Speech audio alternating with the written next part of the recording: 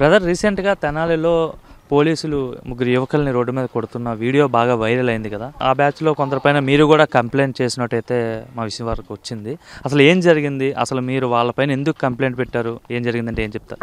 అది ఆ రోజు మామూలుగా మా రిలేటివ్స్ దగ్గరికి వెళ్ళాను. రిలేటివ్స్ దగ్గరికి వెళ్తే అందులో ఒక పర్సన్ తెలిసిన ఆయన రిలేటివ్ ఆయన. సో ఆయన దగ్గరికి అని చెప్పి వెళ్ళాను. ఆయన దగ్గరికి అని చెప్పి వెళ్తే ఇట్లా మొహం మీద బండి లైట్ పడింది. నువ్వు లైట్ ఆపరా ఏంట్రా అని అంటే నేనే బ్రో ఇట్లా సురేష్ వాళ్ళ అబ్బాయిని ఏదేనంటే మీ నాన్న పోలీస్ అయితే తోపా ఏంటి ఎవడికి ఎక్కువ, మీ నాన్న కూడా ఇది చేస్తామని చెప్పి మాట్లాడారు. నేను బండి దిగి ఏంటి బ్రో ఎందుకు అలా మాట్లాడుతున్నావు అని బండి దిగేటప్పటికి ఇక బీర్ బాటిల్ పెట్టి కొట్టేశారు. అంటే వాళ్ళ కోసం ఏదైతే పెద్ద ఎత్తున చర్చ జరుగుతుంది అంటే ఆ ముగ్గురు యువకుల కోసం. ఒక పక్కేమో అసలు పోలీసులు సానుభూతి లేకుండా మరీ దారుణంగా మానవత్వం లేకుండా నడి రోడ్డు మీద పెట్టి కొట్టారనేసి, మరో పక్క వాళ్ళు ఒక గంజాయి బ్యాచ్ తెనాల్లో చాలా మందిపై గొడవలు దిగి గొడవ పడి చాలా మందిని కొట్టారంటున్నారు. అసలు వాస్తవం ఏంటి? మీరైతే ఒక ఎగ్జాంపుల్ చెప్తున్నారు.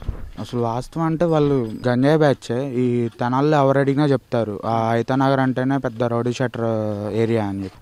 తెనాల్లో ఎవరిని అడిగినా చిన్నపిల్లడిని అడిగినా కానీ చెప్తారు ఈ ఐతానగర్ బ్యాచ్ అంతా ఇంతే అదే అని చెప్పి. వాళ్ళు గంజాయి తాగి ఆ రోజు కొట్టారు అని చెప్పి తెనాల్లో కాదు చుట్టుపక్కల ఏరియా మొత్తం టాక్ అదే నడుస్తుంది. ఆ చిరంజీవి అనే కానిస్టేబుల్ని కొట్టారు. అంటే మీరు మీ ఫాదర్ కానిస్టేబుల్ కొడుకుతో గొడవ పడ్డారు, ఇంకో పక్క ఇంకో కానిస్టేబుల్తో గొడవ పడ్డారు. అంతే అండి. పోలీసులు అయినా సరే వాళ్ళు లేదా ఎవరికి భయపడరండి ఆ బ్యాచ్ అంటేనే అంత. ముఖ్యంగా ఈ నవీన్ అనే పర్సన్ వీళ్ళు గ్యాంగ్ పేరేంటి అసలు? వీళ్ళ గ్యాంగ్ పేరేమో తెలియదు కానీ వీళ్ళంతా ఒకే గ్యాంగ్ అండి.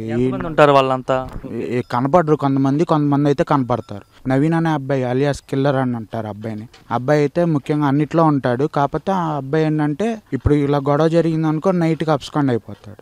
గొడవ పడతాడు, గొడవ అయిపోయిన తర్వాత అబ్స్కాండ్ అయిపోతాడు, దొరకకుండా వెళ్ళిపోతాడు. అంటే మొన్న దొరికిన ముగ్గురులో ఈ అబ్బాయి లేడా? ఈ అబ్బాయి లేడండి. మీరైతే కేసు పెట్టారా అబ్బాయి పైన? నేనైతే పెట్టానండి. ఈ అబ్బాయి మీద, ఈ నవీన్ అనే అబ్బాయి మీద ఈ స్లారా అని ఇంకొకటి ఉంటాడు. వీళ్ళిద్దరు మరి చుట్టాలో బ్రదర్సో ఎవరు తెలీదు, వీళ్ళిద్దరు ఒకే చోట ఉంటారు. వీళ్ళిద్దరి మీద పెట్టాను. ఏమన్నారు మీతో? ఏ విధంగా గొడవ పడ్డారు?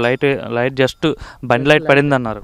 బండి లైట్ పడినందుకే ఎవడరా నువ్వు అన్నారు. ఇట్లా పలానా సురేష్ వాళ్ళ అబ్బాయిని ఇది అని చెప్పాను. చెప్తే మీ నాన్న అయితే తోపా ఏంటి అని అంటే నేను ఆ రోజు బండి దిగా ఎందుకు బ్రో అలా మాట్లాడతారు ఏంటి ఏమైంది అని చెప్పి. ఇక అంతలోకి ఏంద్రా నువ్వు మీదకి వస్తున్నావు అది అని చెప్పి నేనేం మీదకి రాలేదు అన్నాను. ఇంతలోకి స్లారా అనే పర్సన్ బాటిల్ పెట్టి తల మీద కొట్టేశారు. ఆల్రెడీ మీ పేరు దాడి చేశారు?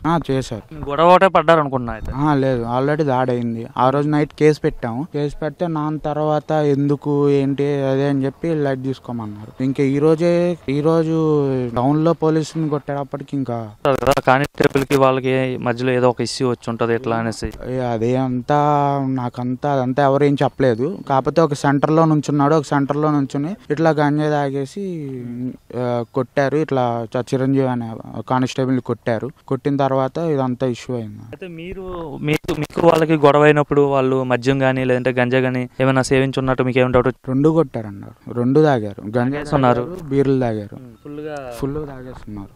ఎలా అనిపిస్తుంది మరి అలాంటి వాళ్ళని ఈ రోజు మాజీ ముఖ్యమంత్రి పరామర్శించడానికి వచ్చారు కదా, ఒక కామన్ మ్యాన్ గా అలాంటి వాళ్ళని ఇప్పుడు ఏంటంటే జగన్ కూడా వాళ్ళకి సపోర్ట్ చేస్తున్నాడు, పరామర్శిస్తున్నాడు అంటే జగన్ కూడా ఒక క్రిమినల్ కాబట్టే కదా అట్లా వచ్చేది. అంటే మనం రాజకీయాలు పక్కన పెడితే అసలు ప్రజలకి ఎటువంటి మెసేజ్ వెళ్తుంది అంటారు? సపోర్ట్ చేస్తున్నట్టే కదా. రాజకీయాలు పక్కన పెడితే అది వాళ్ళకి సపోర్ట్ చేస్తున్నట్టే. ఈ తాగి విచ్చలవిడిగా కొట్టుకోండి అది అని చెప్పి సపోర్ట్ చేస్తున్నట్టే. నెక్స్ట్ వాళ్ళు ఒకవేళ మీరు రాజకీయం కాదంటున్నారు, ఒకవేళ నెక్స్ట్ 5 years కనుక వాళ్ళు వస్తే తెనాల్లో ఇదివరకు 2014 క్రితం దాకా తెనాల్లో ఐతానగర్ అంటే అంత ఇది ఉండేది కాదు.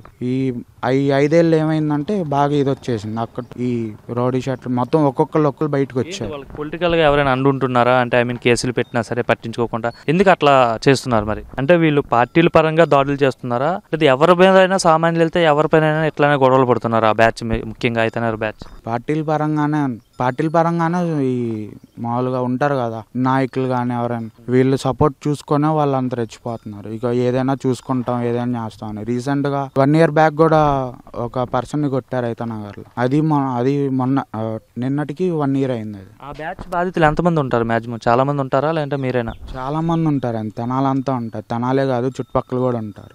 Please subscribe to Leo news for more videos.